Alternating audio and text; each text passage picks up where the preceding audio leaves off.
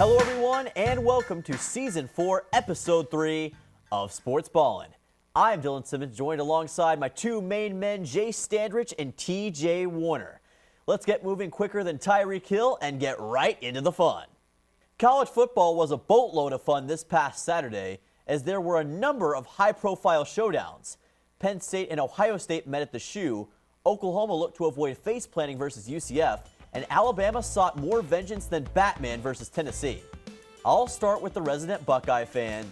TJ, what did you think of the Jim Knowles defense versus Penn State? Yeah, this Jim Knowles defense is completely swarming to the ball. They're getting pressure on the quarterback when they need to. The DBs are completely better than they were last year. Last year, the Ohio State defense was almost last in the nation with 40 plus yards per play. It was bad. Those explosive plays were just extremely terrible for the defense. This year, they haven't given up a single 40-plus yard play yet. Wow. And in total defense last year, they were like 115th around this time. This year, they're already third. This defense is completely different than they were last year. It's a completely new look. They used to run the three safeties. Now it's kind of a little hybrid safety. They have a little linebacker hybrid safety in Sony Styles, which is a great recruit in the 2022 class. And then also they have they're instead of playing the third safety as a slot corner or instead as like a nickel corner, they're playing an actual cornerback there instead. The defense for Jim Knowles is looking completely different. They're swarming to the football. They're getting completely off the field on third and goal, third and down situations. They're doing way better in the red zone defense as well. Ohio State defensively has looked great. Offensively, they've struggled sometimes. I understand that. They cannot run the ball. I understand that too. They're a pass-first offense with Kyle McCord. He still threw for 300 yards and a touchdown. He still looked okay against Penn State. Let's not discredit him. But Marvin Harrison's special for Ohio State. I mean, 11 receptions for 150 yards and a touchdown. He's special. He should be in the Heisman race as the best player, non-quarterback for sure. I can agree with that. But I think Ohio State is on the trending up for sure, and the offense is going to eventually figure itself out too. Absolutely. I mean, this Ohio State defense swarmed Penn State. They did. Penn State put up 31 points against Iowa. And you know what Iowa is known for? Defense. Their defense. Yes. And they put up 31 against them, 31-0. This Ohio State just suffocated the Penn State offense, just didn't allow anything until garbage time. I mean, it wasn't close. The final score does not dictate how much Ohio State dominated this game. Yeah, it was an absolute domination, and you talked a lot about Marvin Harrison Jr., as Gus Johnson would say, Maserati Marv. I love what I saw from him. Great stuff all the way through. Like you mentioned, that guy is a generational talent. Absolutely electric on the football field, and his mere presence was enough to really take the Penn State defense out of their element. And Ohio State may have only put up 20 points, but without Marvin Harrison Jr., I don't know if they win, or I don't know if they at least win as easily, because he completely changed the entire outlook of that game. You mentioned the Jim Knowles defense. It was superb in this match. A really solid team in unit all the way around. I think Ohio State is looking legit. And let's give this offense some credit too. Penn State was #1 in total defense coming into the game too, and Ohio State still scored 20 points and was able to move the ball pretty good on it too. So they did. I think props to them for that too. For sure. All right, so let's move on to the next one after that. We have Oklahoma versus UCF, guys. Yeah, I think UCF had a real good chance of coming back and winning this game. They scored late with a minute left, went for 2 to tie the game because they were down 31-29 and just failed the conversion. UCF gave themselves plenty of opportunities to win this game. Gus Malzahn is now a Power 5 coach again because let's not forget he coaches for UCF. They're doing okay this year. They're 3-4, 0-4 in Big 12. They're not too well in Big 12 play. That hasn't really worked. But against this Oklahoma Sooners team, they looked like a Big 12 opponent. They look like they can compete in this conference. The channel is going up for UCF. I know that this is a big breath of fresh air. Even though they lost the game, it's a breath of fresh air for the UCF Knight fans that they can compete in the Big 12 eventually. Maybe not this year. Right. I was talking high on Oklahoma last week. You were? Last 2 weeks. I was playoff. This is maybe one of the best teams in the country. Confident about that now? And UCF kind of just swarmed them like Penn State and Ohio State. So Oklahoma's got to bounce back and got to execute next week. Yeah, I'll keep mine short. I think that Oklahoma was very lucky in this game because UCF, I mean, they flat out played them at points throughout this game. And again, we have to think about this too because Dylan Gabriel was playing his former team. There was a lot of emotion probably on all sides, to be honest. And that might have added to the overall tone of the game. But if you're a playoff contender in Oklahoma, you got to be careful. This was definitely a trap game, but they cut it really close. Let's not forget Oklahoma has a history of doing this. You might remember Tulane from 2021. 2-10 Tulane almost beat them. So, yeah, keep that in mind. All right, lastly, guys, Tennessee versus Alabama, third Saturday in October. Yeah, Tennessee looked good in the first half of this game, but then completely lost the game easily in the second half. Alabama just dominated that second half of football. Some questionable coaching calls, in my opinion, by Josh Heupel, going for it so much on fourth down, then some turnovers that happened as well. Alabama just completely dominated that second half, controlled the time of possession. Yep. I think Nick Saban is the reason they won this game, and I think Jalen Milroe played good enough to win the game as well. Joe Milton in that first and second drive was 9 for 9 with 100 and some odd yards. Nice. Joe Milton was fine Yeah. those first 2 drives, and then they just got away from Tennessee football, and their offense in the red zone was horrendous, scoring a touchdown on 4 red zone appearances. That's unacceptable. That's why they lost this game. I'm going to keep mine short, brief, and also just kind of overlooking everything in this match because I think, and I'm going to make some Vols fans unhappy, sorry, but Tennessee is the college football version of the Dallas Cowboys. Bunch of hype going into the year, every single year. I agree. They get incredibly hyped up, and then they lose when it matters the most, like last year against South Carolina when they gave up 63 points, and this year it happens again against Alabama. They got to fix something fast. And by the way, I don't think Joe Milton's the guy, but we're going to move on from that. I hope you have got your shades on because it is about to get more lit than a supernova here in Studio One. It's that time of the week where we send it over to the man himself, Mr. TJ Warner, as we get ready to turn it up. So this is my very own segment, Turn Me Up TJ. If you haven't been here before to watch it, it's a 5-play highlight reel of the top 5 plays of the week. So let's go ahead and get right into it. So number 5 on this week of Turn Me Up TJ, we have Air Force with a 94-yard touchdown pass. When have you seen Air Force throw the ball? First of all, Air Force is always a triple option. Sure. They run the wing T offense, and they throw the ball for not only a touchdown, but a 94-yard touchdown pass. That was the longest play in program history. And Air Force is undefeated and ranked in top 25. Incredible. So that not just the quarterback and receiver in this. This is a whole props. Turn me up Air Force right there. Air Like Force. that. Go Air Force this year. I mean, turn me Nice. up on there.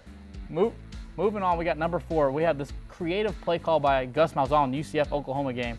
Triple option. Completely finds Oklahoma in a disarray. They don't really know what they're watching at all.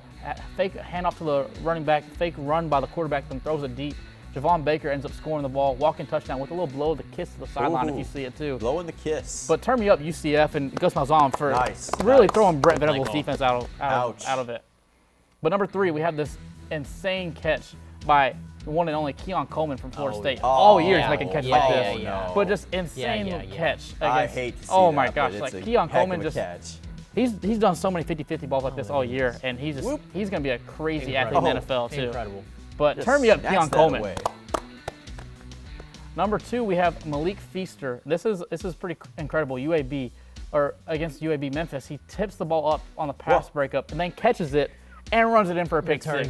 Man. Memphis, nice. pick 6. Malik Feaster, turn me up. He's really feasting in the end zone right there. All by himself. Number 1, moving on to number 1, Eastern Michigan. To start off the game, Kent State throws an onside kick. Eastern Michigan recovers it and returns it for a touchdown. This is the beginning of the game. Eastern Michigan returns an onside kick for a touchdown. To start off the game, what are you doing, Kent State? This is why you don't onside kick. But turn me up, Eastern Michigan special teams. Hey, I mean, great awareness, great touchdown. Go That's Eagles. the top 5 plays of the week. Man. That's turn me up Good top TJ for the 5. week. Good top 5. Well, I got to say, magic has been made once again. When we return, we will discuss the Preds roller coaster return to the ice and Nashville SC's playoff preparation. That's coming up on the other side of this break.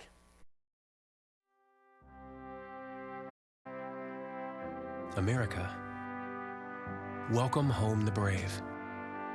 The brave men and women who serve their country are coming home. Home to their cities and towns. Home to their mountains and valleys. Home to their families and friends. Home to America. Some of these warriors are coming home with wounds you can see, and some with wounds you can't see, like post-traumatic stress disorder. Wounded Warrior Project was created to provide the support these wounded veterans need to ensure their return to America is well-adjusted and successful. But we need your help to ensure that our mission is a success. Help us honor and empower these wounded warriors. Contact us at findwwp.org. America, welcome home the brave.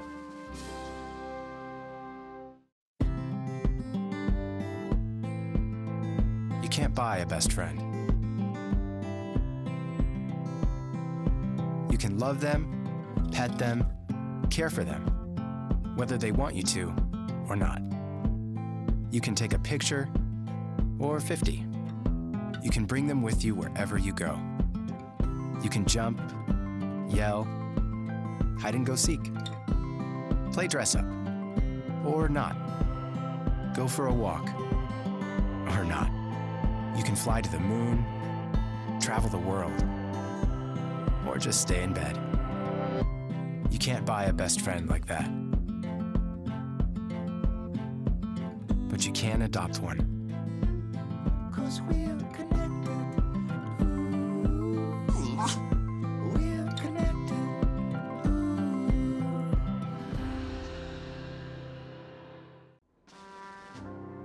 From Iraq and Afghanistan, our brave warriors are coming home, wounded.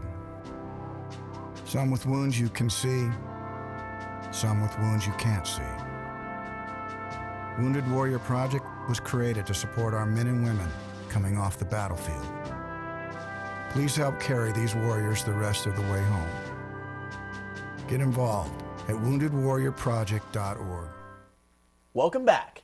The Nashville Predators are back in action, and their season thus far has best resembled the geography of Colorado, up and down.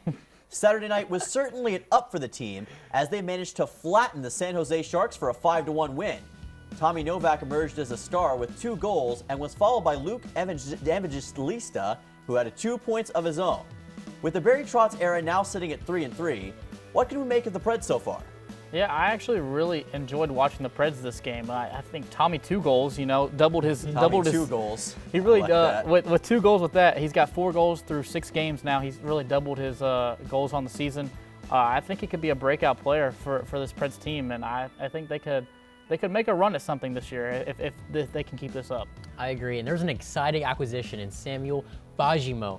As he took advantage of a power play and scored in the first period, excuse me. And he scored in his debut in Smashville, and I think that's very exciting coming up. Very exciting, and I'll say this about the Preds, because I followed them for my entire time here on Sportsballin, and I gotta say, this team looks a lot better in terms of their chemistry and what they're building in this rebuilding phase. They've got wins over the Kraken, Rangers, and Sharks, and they're playing with a fire that this team hasn't seen in a while. Now, against San Jose, they looked like a team that could end up like a Caterpillar dozer, bulldozing everything, because we saw their power play become good again. I mean, they were scoring power play goals. This was a huge problem in the John Hines era, and it seems like they're starting to turn it around, so I'm loving what I'm seeing.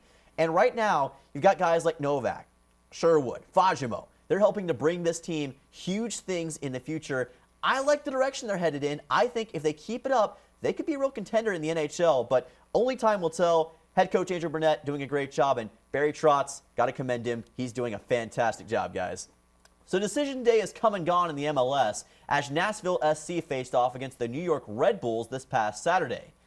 SC was frustrated by a stout Red Bulls backline and goalkeeper Carlos Coronel, who did not allow a single goal in the match. Even Joe Willis's 4 saves for SC was not enough to prevent a penalty kick goal in stoppage time. With Nashville now looking ahead to the postseason against Orlando City SC, what should we take away from this match? I don't think we take away too much because the New York Red Bulls, they were looking to clinch playoff contention. SC already had that clinch. I don't think they took this game as serious, but it's just a 1-0 victory by the Red Bulls. I don't see that in the 92nd minute as well. So I don't see that it's that big of a deal for SC. I don't think we need to pump the brakes on anything just yet. I agree. And Nashville's going into the playoffs as a 7 seed against Orlando City, who is the 2nd seed. So they really got to turn it up, and they got to win 2 or 3 of these next coming games. I agree with the whole turning up thing. I think SC had a lot, and I'm sure TJ would too. I think SC had a lot of opportunities that they let slip away in this game. Like, for instance, Henny Mukhtar had an opportunity right up against the goal, but as they would say in FIFA, he was rejected by the post and ended up going wide. I think SC lost out on the shots and shots on goal. It hurt them in the end. Red Bulls got the win. They were in desperation mode. But as long as SC does not take it too seriously and they take what they can learn from the regular season, put it into the postseason, they will be in fine shape. So SC's got to dial it up like 1990s internet if they want to defeat Orlando in the postseason. When we return, the weather's getting chillier outside, but we will give you some heat with our hot takes of the week. That's coming up next on Sportsballin. When I was in foster care, I never knew when I would have to move. So I always had my suitcase ready to go. Then one day, I was adopted. My new parents opened their hearts and home to me. My parents cook my favorite breakfast for me every morning. My parents take me on trips I never thought I would go on. They gave me a home and an even better reason to use that suitcase. My parents aren't perfect, but they're perfect for me. Jordan knows he shouldn't eat this entire bowl of nachos, but tonight he's earned that right. Because a few hours ago in the middle of happy hour, he recognized a sign. Not from the gods or a bolt of lightning, but from a double heart, a kissy face, and a fourth ha in ha ha ha. That's when Jordan knew he was buzzed. So when it was time to go, he got a ride home instead of driving. Be a legend like Jordan. Recognize your buzzed warning signs and get a ride home. Buzz driving is drunk driving.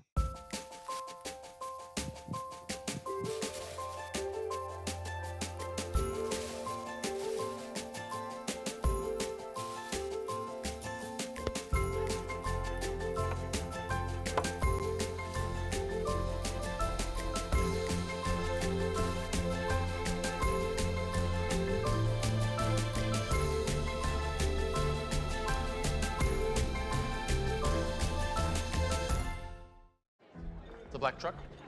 Hey, Christina from accounting. Yeah, hi. Hey, I used to date a girl named Christina. Oh, really? Yeah, and then she dumped me for my best friend. You want to see some photos of them that I took? I don't. I thought we talked about this, buddy. Buzz and overshared again? Yeah. Yeah. I'm gonna call a car. That's a smart idea.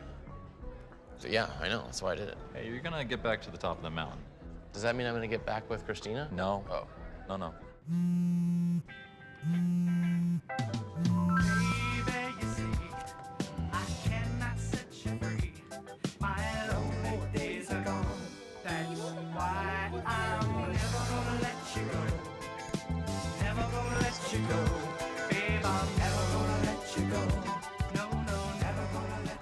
Here you go. Thank you. Thank you.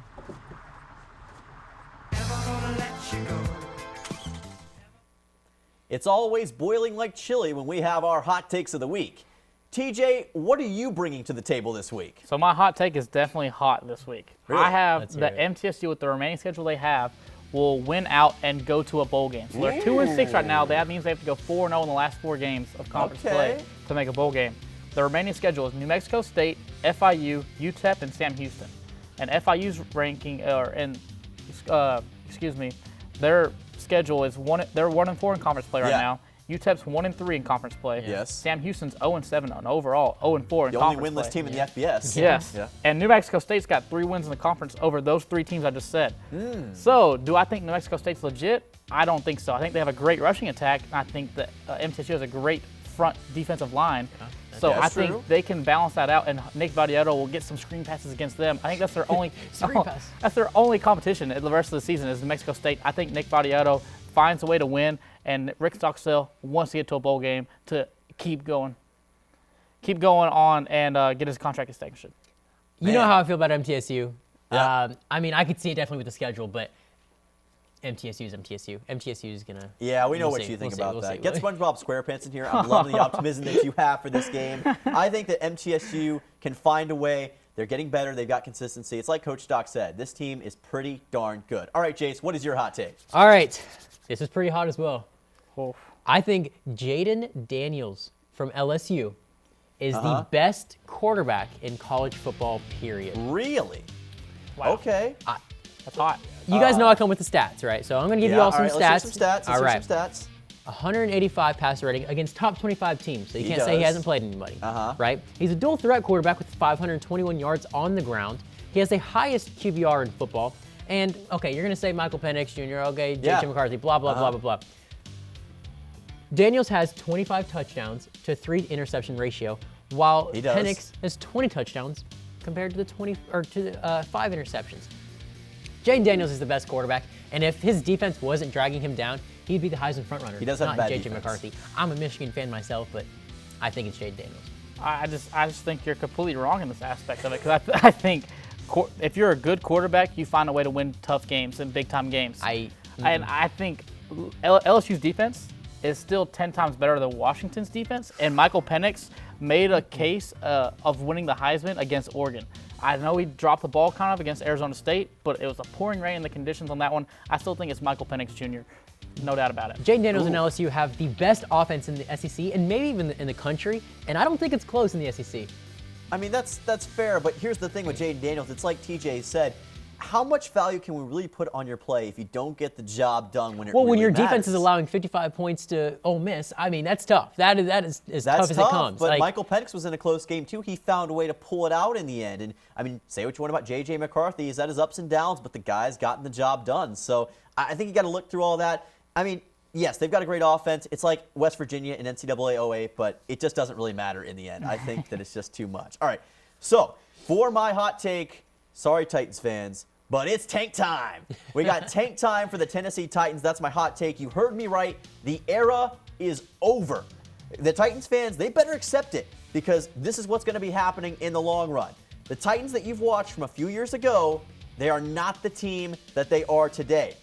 The Titans right now are like the final season of That 70s Show. A lot of the main characters have left.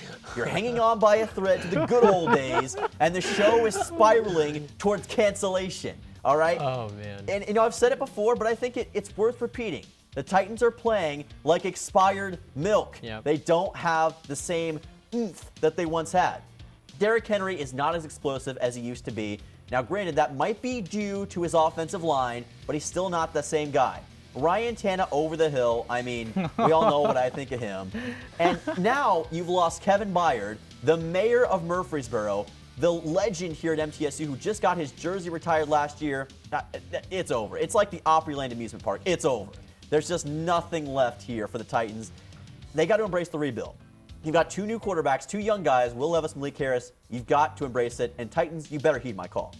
Yeah, I mean, I kind of agree with you here. I think they should trade away the pieces they have left, like some of the older pieces, not really older, but like Derrick Henry's got a lot of trade value now. Yeah. He's not going to have a lot of trade value in 2 or 3 years. Might as well trade him now and get something for him now. Yes. And help like start that rebuild process and trade away some of your older star pieces as well and try to get something like that, like they did with Kevin Byard. Yep. I think them doing that move, trading him to the Eagles, is officially them saying, all right, this is not our year. We're officially in the rebuild mode. Yes. Absolutely. I mean, Kevin Byard is reuniting with MTSU. Reed Blankenship, yep. They never played together, but safety's in the back. But yeah, I think the Titans need to do a tank as well. It's a tough look for Tennessee and in Nashville. So we all agree. Yeah, Dang, they really don't look good in the AFC South don't. as well. I mean, with Nope. the Jags and the Texans too looking better, I think Titans are in a really bad spot right now, and I think for the next couple of years they're going to be in a bad spot until they can get those pieces to fix that team. Well, you know what they say. It's tank time in Tennessee. As I've said before, hotter than a caldera in a volcano, guys. When we come back, eat your thinking food because we will have our picks of the week. Stick around.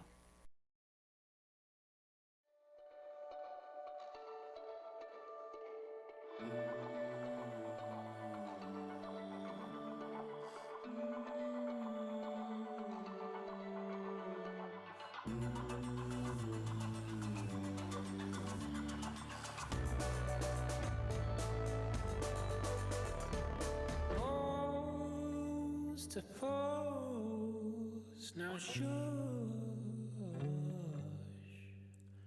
She makes the sound she makes to calm me down.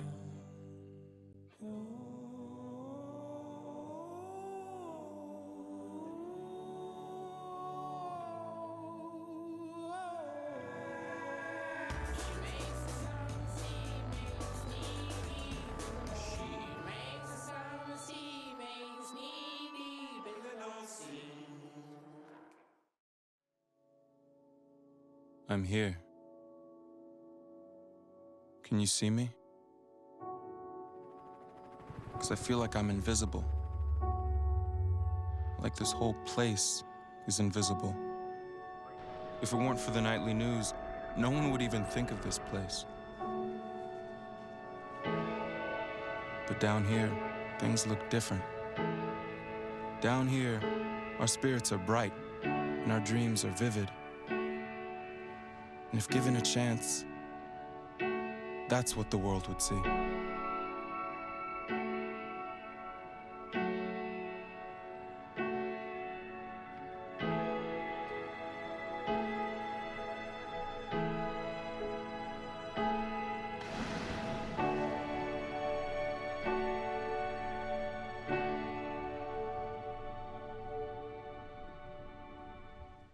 In the past 50 years, we've made a lot of progress in smoking prevention. But if we don't do more, 1 out of every 13 children alive today will die early from smoking. That's 5.6 million precious lives we can save. Together, we can make the next generation tobacco-free. Welcome back to Sportsballin. It's now time for our picks of the week.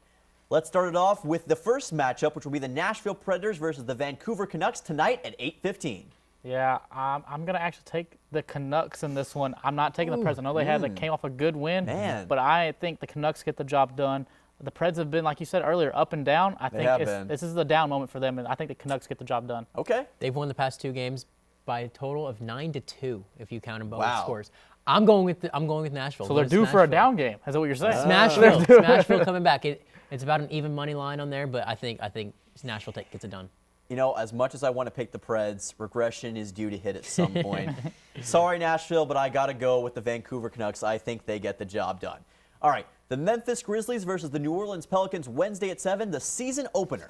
Yeah, I'm so excited. I think the Grizzlies are not going to win this game because they don't have John Morant, and Steven Adams is now out for the season as well. Before the season even started. Triple J and Marcus Smart is just not enough for this team. Desmond Bane, no, I'm sorry, I didn't forget the best three-point shooter in the West Conference. Absolutely. But I don't think the Grizzlies get it done. I think C.J. McCollum, Brandon Ingram, Zion's playing too. I think that's too much for the Grizzlies to hold on. I think the Pelicans are going to be a top team in the West this year as well. You took what I was going to say. You already said what I was going to say, but I think Memphis, they can't get it done without their star guys. I mean, Steven Adams is my favorite player in the NBA. Oh, boy. And, brick wall. And unfortunately, he's out for the year. Get well soon. But my pick is the Pelicans. Yeah, I think that no jaw and the talent kind of being drained from this Grizzlies team. I mean, your main offensive weapon might be Marcus Smart. As a Celtics fan, no offense, Marcus, but at the point guard position, and not it. So, I don't think it's going to work out well for Memphis. I think the Pelicans will get the win in this one. Last but not least, guys, the Titans versus the Atlanta Falcons Sunday at noon. Yeah, the Titans, we talked about this earlier, are undefeated at home this season. I don't think they get the job done at home this time. I think Falcons get the job done. I think look for Desmond Ridder and the Drake London connection. I think that's going to be a big. Drake London's come on a lot recently. Desmond Ridder is going to out-game manage Ryan Tannehill or whoever plays. As long as he doesn't fumble on the 1 yard line twice again. But I think Desmond Ridder will get the job done. Maybe hand it off to whoever plays at running back too, whether it's Bijan or Tyler Algier. I think they're both good in the backfield for Atlanta. I think they'll get the job done. The defense will come up with a crucial stop at the end to win by 1 possession. Make sure to throw it to Kyle Pitts also. They won't do that. You know they won't. They never do that. They won't do that. Bijan Robinson didn't play because he had the sniffles and he had headache. Last game. So Desmond Ridder had 3 fumbles in the red zone. Last game. And he won't this game. You went with the Falcons? Yep. I'm going with the Titans. All right, so you guys, we got Falcons here, Titans here, and you know what would it look like if I picked the Titans after what I just said a few moments ago? So you know what? I think the Titans are going to be in somewhat shock. They just lost Kevin Byard. They're not the team they used to be, and I think it's going to come back to bite them. I think the Falcons get this one. They reinforce their NFC North lead. Give me a game-winning kick by Young Wei Koo. I think he gets the job done. Does Bijan play? Legend. Does Bijan play? I would say he plays, yes. You think he plays? Bijan is going to play. Does he have a headache? No. Okay. No. All right, guys. We've got to shut this thing down like the Penn State offense. Remember that if you want to catch new episodes of Sportsballin, tune in every week right here on Blue Raider Television. For TJ Warner and Jace Standrich, I am Dylan Simmons saying so long, and remember to always have an electric night.